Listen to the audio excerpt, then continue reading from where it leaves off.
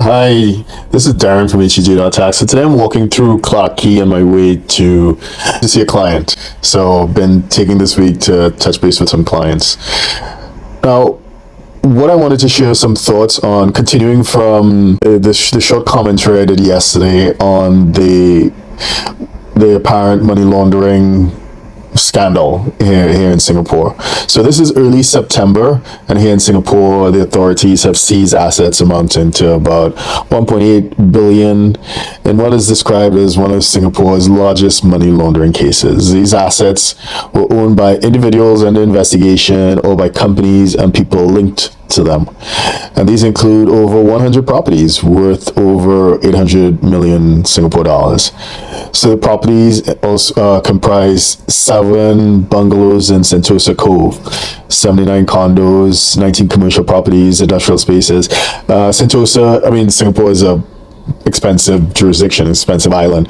Off the coast of Singapore, there's a small island, for those who don't know, called Sentosa, which is even more expensive. So these guys had quite interesting and expensive taste.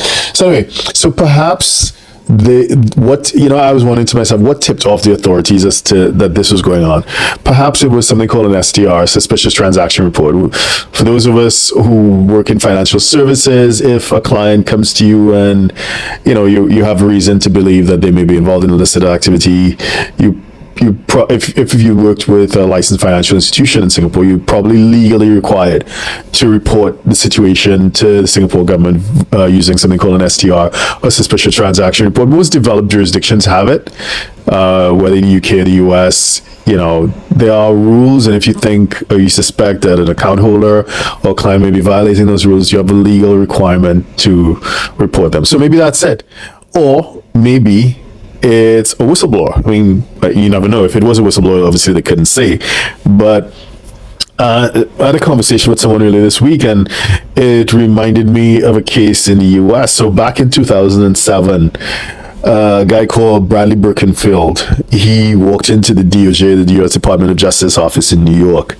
He was a former employee of UBS, and I guess he heard about the law that in the US, if it is you help the IRS recover taxes that may have been, someone was trying to evade tax, if you help the government recover it, you can get up to 30% of what is recovered. So that's pretty attractive. So he walked into the DOJ office and he said, "Hey, I'm a former employee of UBS, big bank in Switzerland. And, these guys have been helping US taxpayers avoid or evade taxes. So, look into that."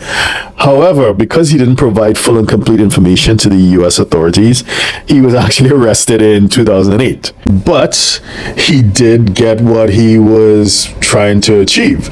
He had to spend, I think, it was not more than a couple of years in jail, but when he was let out, he got over $100 million in terms of his reward from what the IRS was able to recover from UBS in Switzerland. So that's an interesting question to ask people. Would you go to jail for spend less than a couple of years in jail, but when you get out, you get over $100 million US. So that's interesting. That's a huge payout. And even if people weren't aware of the rules before that, the idea that tax authorities would pay for whistleblowers, certainly after hearing what happened to Bradley, a lot of people are paying attention. Anyway, so many jurisdictions, not just the US, many jurisdictions have such whistleblower laws. In Singapore, it's not 30%. In Singapore, it could be up to 15% of the taxes recovered you can get as your price, right? So, I always tell clients this: when you play fast and loose with the rules, remember that chances are the authorities may not find out. You're right. The authorities may not find out, but you are only as safe as your lowest paid employee, as your frenemy, or an ex-boyfriend, ex-girlfriend, ex-spouse. Chances are, more times than we are aware, these are the people that bring illegal activity to the attention of the authorities. This is how they get tipped off more times than we know. Was that the case with this big this big whistleblower or this big money laundering investigation here in Singapore. Who knows? We never know, but it's possible.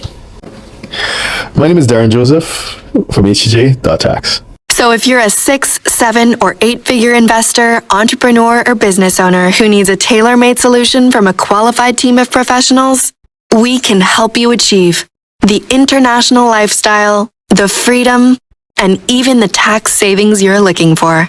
Visit us at htj.tax and live that international life.